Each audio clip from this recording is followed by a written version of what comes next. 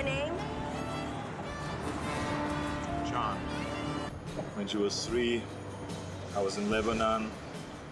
When she was in grammar school, I was in Angola. When she had the measles, I was in Pakistan.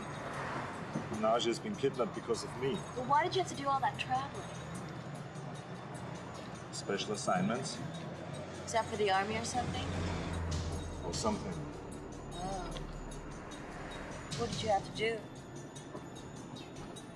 Things you don't want to know about.